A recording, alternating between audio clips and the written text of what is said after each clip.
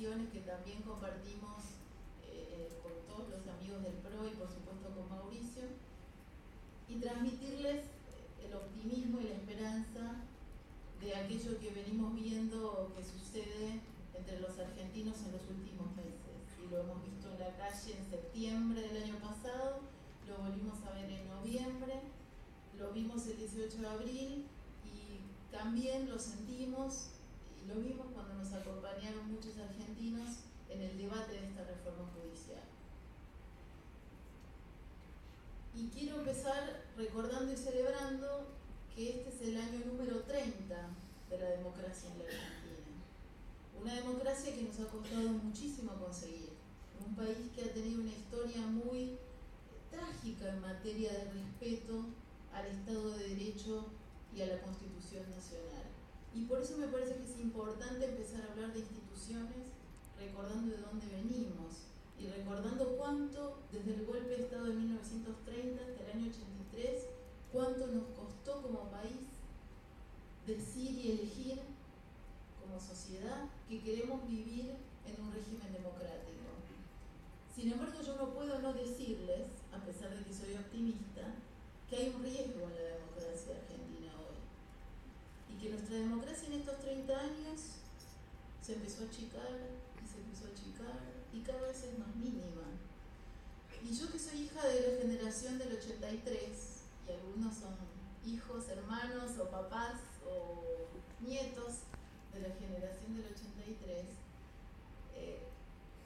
no pensábamos hace 30 años que íbamos a estar discutiendo que la democracia en la Argentina está en riesgo. Y entonces es un llamamiento que tenemos para con nuestra propia historia y hacia el futuro. Por eso creo que hoy estamos todos acá y vamos a seguir acrecentando este equipo día a día y minuto a minuto en los próximos tiempos.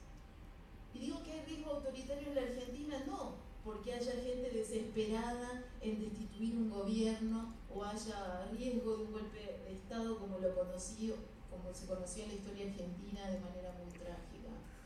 Hoy el riesgo autoritario en la Argentina es que el poder o ciertos sectores del poder utilizan a la democracia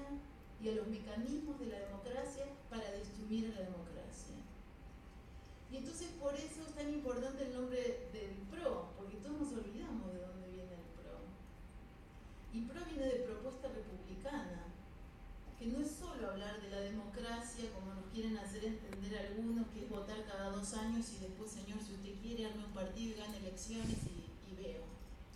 La democracia es todo lo que nuestra Constitución establece también en su segunda parte referido a los mecanismos institucionales. ¿Por qué? Porque ¿cómo hacemos para que los derechos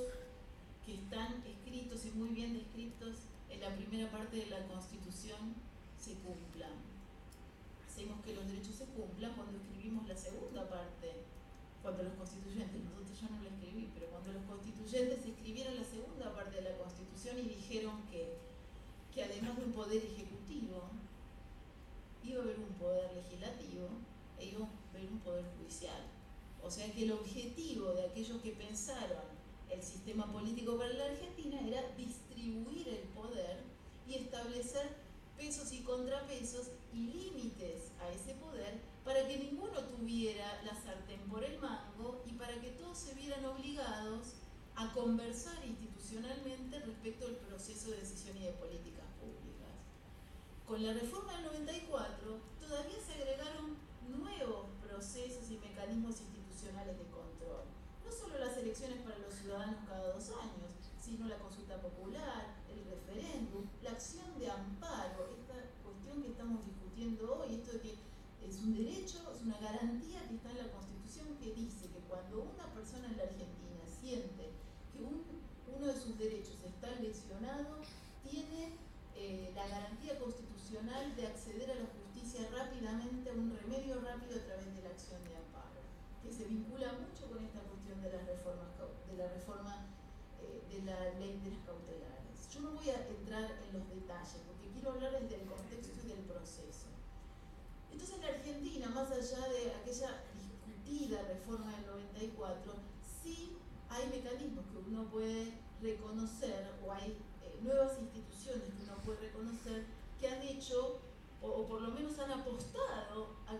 democracia en la Argentina fuera algo más que votar cada 2 años, y que fuera el límite al poder, que fuera el control del poder, que ese control del poder viniera de los jueces, de los fiscales, de los ciudadanos, de los organismos de control, del Congreso, de los entes reguladores de servicios públicos, y puedo hacerles una larga lista. Cuando nosotros empezamos a ver qué ha sucedido en la Argentina en esta década, y también si nos ponemos, digo, si hacemos un piecito en la década anterior, porque es un proceso histórico que no es solo de una década, por más que algunos crean que es solo una década, es un poquito más, empezamos a ver que ha habido una fuerte concentración del poder en el Ejecutivo a partir de lo que primero se llamó esa novedad que fueron los decretos de necesidad y urgencia. Después, en el avasallamiento a partir del uso de mayorías automáticas en el Congreso,